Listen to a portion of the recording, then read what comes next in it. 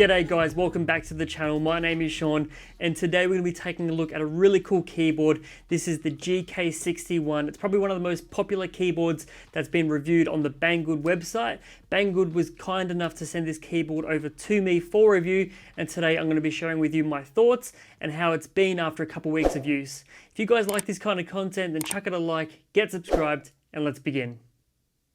Okay, so this keyboard goes for about $95 here in Australia, which includes free shipping from Banggood. Took around about 7 or 8 days to arrive, and the one that I ordered was the one with the fully white body with the white keycaps, and it has the Gateron Red Switches. So really nice 60% keyboard. I haven't tried a white keyboard before, and I haven't checked out one from GK before either, so this was completely new to me. And the only real comparison I have to go off is the one from Blitzwolf, which is the BW-KB61. I'll leave a little link up in the corner so you can go and check that one out.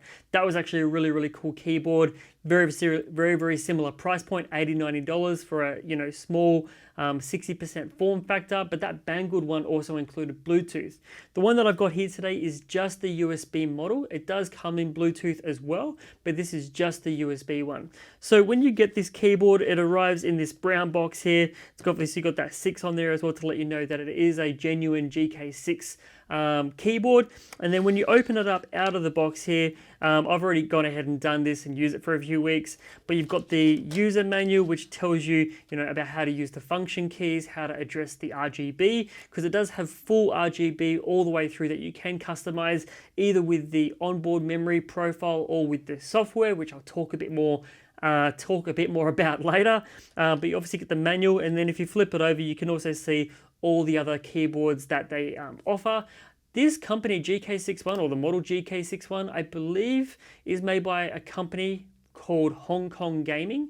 That's from what I've been able to find on the internet anyway. Tell me if I'm wrong. But then when you open up this manual and you expand it, it talks about, the software a little bit and, all the different, key commands, the profiles, how to really understand this keyboard. There is quite a bit to it, so take your time with the manual. I definitely suggest in this particular situation to actually read the manual, but I'll put that aside. And then obviously we've got the keyboard here. If we just move past that for 1 second though, you'll see down the back, you've got a nice braided USB cable here. So this is about a 1.8 meter long cable. Really, like I said, quite nice braiding on it. We've got, I don't know if that's actually genuine gold or gold plated, but USB Type-C is definitely a warm welcome. For this price point to get USB Type-C in this keyboard, again, why companies like Logitech aren't doing it, I don't really understand. It would have been nice though, just saying that if this cable come in white to match the white keyboard, that's just maybe one thing that I would have changed, but it's not really a big deal breaker. You can just go ahead and find your own white USB cable if you do want to match it up. And then in this little white box over here, you've got the keycap puller and also the key switch puller. So this one here is for the switch.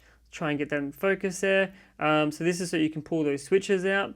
And then you've got this one here, which is your key cap puller. So one to take off the cap and then one to take off the switch. So that's really all you're getting, the cable plus the 2 pullers, nothing else, no extra accessories or anything like that.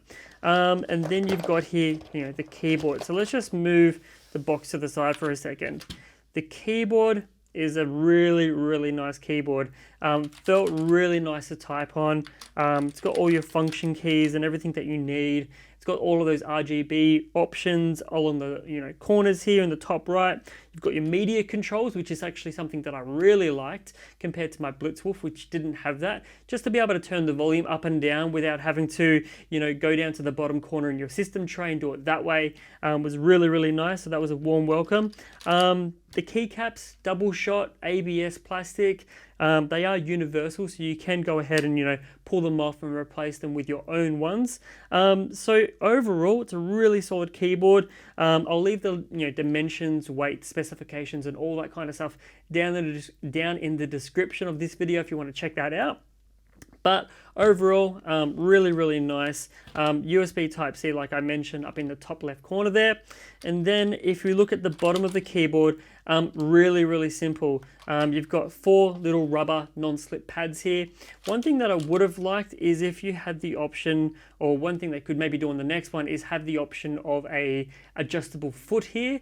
I don't know if that's maybe a nitpick, but personally I'd like to be able to have that option of just raising it a little bit, or really elevating it, just to have that, I guess, option. I don't know how much it would cost or how much it would impact the design of the keyboard, but I do feel like that is something they could definitely do or think about for the next keyboard or iteration of this keyboard.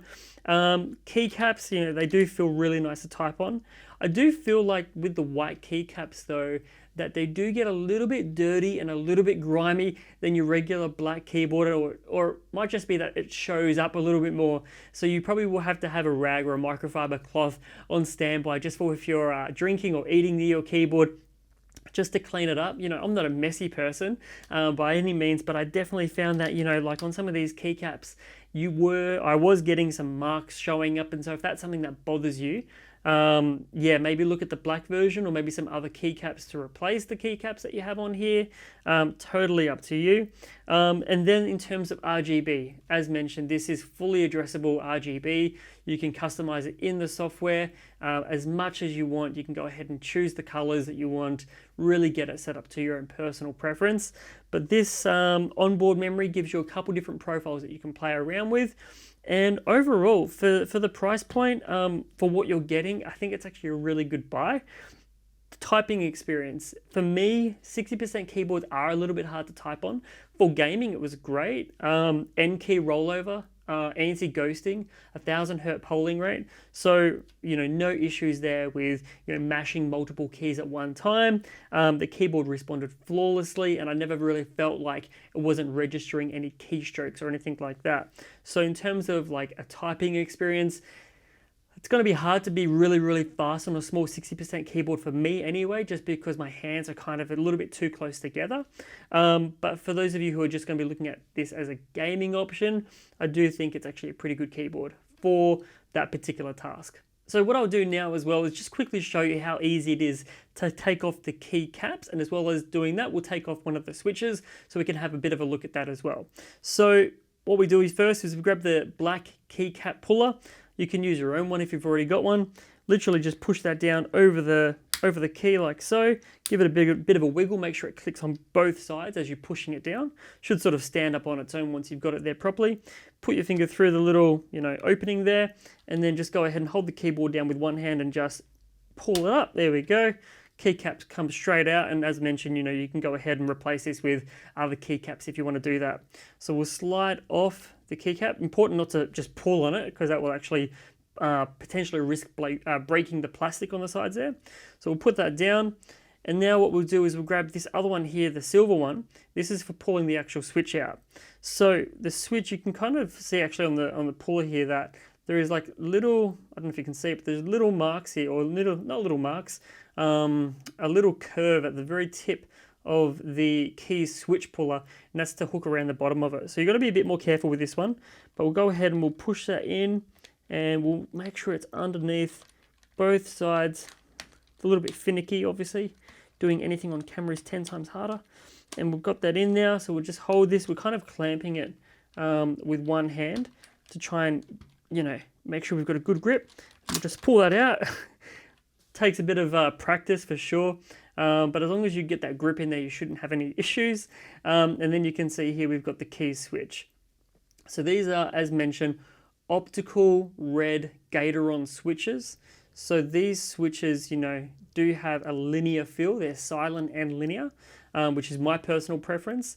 If you have your own Gateron switches, as long as they're Gateron, you can replace them, and optical as well. So actuation, force, you don't really need to put very much pressure on these as well. I think it was only about maybe a 1.5 millimeter or 1.2 millimeters of travel, couple grams of force to actually actuate the switch. Sometimes I found personally, I was actually unintentionally pressing on a key, like I was just having my finger like slightly rest on the W key, and I didn't realize I was actually like walking forward just because it was so sensitive. So that's something to, I guess, make note of. If you don't want red linear ones like this, you want blues or browns or blacks or yellows or whatever it is, you can go ahead and customize and pick your preference on the Banggood website. And then putting it back in is pretty straightforward. So you just grab the switch there, make sure you've got it the right way, push it back down. Did I do it the right way? Probably not. Let me just pull that back out. It should only go in one way. I might just have it backwards. Let me just do that again. There we go. And then what we'll do is we'll grab the keycap and just go ahead and make sure it's the right way around, Sean. Push it down. And there we go. So that's how you take the keycaps off and the switches off, put them back on again. But as mentioned, in terms of typing on this keyboard, really nice typing experience, really nice gaming experience. I wasn't able to be super accurate on this keyboard. I think around about 50 words a minute, but for the price point of $80 to $100, depending on the variation that you get, I think it's actually a really good keyboard, and being white as well, I think that just makes it look extra special.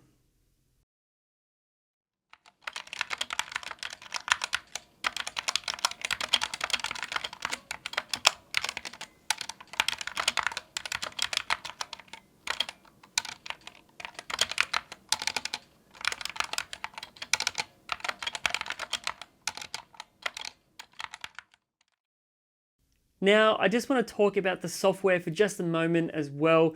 I had lots of issues getting the software to work, finding the website to download it from, which version to use, how to address it. It was a really, really difficult experience. To actually get the version of software that I needed for this keyboard, I actually found it easier just to get it from the link, which is on the Banggood website, which took me to a Google Drive link, which was not a really good sign. When I follow the link that's actually on the documentation here, it takes me to a website, which is currently down for maintenance. It's in another language. I had to use Google Translate. I then went ahead and through a bit of trial and error, tried some different versions of the software. Once I found one that worked, it was half recognizing the keyboard, not recognizing the keyboard, had to reset the keyboard a bunch, and then trying to get the RGB element to work and the macros to work was really, really difficult, I won't lie, compared to something like Logitech G Hub, which people also have problems with, but in terms of the user interface of Logitech G Hub, you can tell that there is just a lot more people going, how is the average person going to go ahead and use this software, and how easy can we make it for them? Where this piece of software with this keyboard was so difficult. Maybe it's me, maybe I'm just an idiot who doesn't know anything about how to use software at all. But man, I had such a hard time trying to figure out how to use the RGB and the macros. And I got to the point where I was just like, you know what, if I can get a couple of different RGB profiles, that's pretty much going to be it. I'm not going to try and do anything else with macros or anything like that. It was just too much effort. So if I was going to be getting this keyboard, I'd be getting it just for, the, I guess, small form factor. Those really good switches, those really good keycaps, the really good build quality. Everything about this keyboard physically is awesome. Like 9 out of 10 for this keyboard. Highly, highly recommend this keyboard. For the software, side of things, it was like a 3 out of 10. I had such a bad time. Like I said, it might be just me, might be bad timing for this review. Software is really, really hard to use. So I just stuck with the onboard profiles, and I had a great time. And still being able to change things up on the profiles on the keyboard was just way easier for me. So that's my review. That's what I think of the GK61. I can see why it's so popular with so many people out there who are, into gaming, who want more space for their mouse, who want to be able to have a really, really responsive keyboard and not pay a lot of money definitely check out the GK61. Now, if you do want to pick up this keyboard from Banggood, down in the video description is an affiliate link which will take you there so you can check out this particular model. And if you do choose to go ahead and order it, I get a small little kickback. So if you are going to go ahead and do that, thank you very much. It really does mean a lot for you guys to use those affiliate links to help support the channel.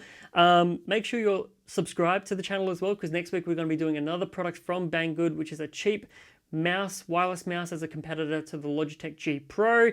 Very similar weight, very similar profile, but like $100 cheaper. So get subscribed so that way you don't miss out on that video when that comes out. Links to my Discord and social media and everything else is down in the video description too.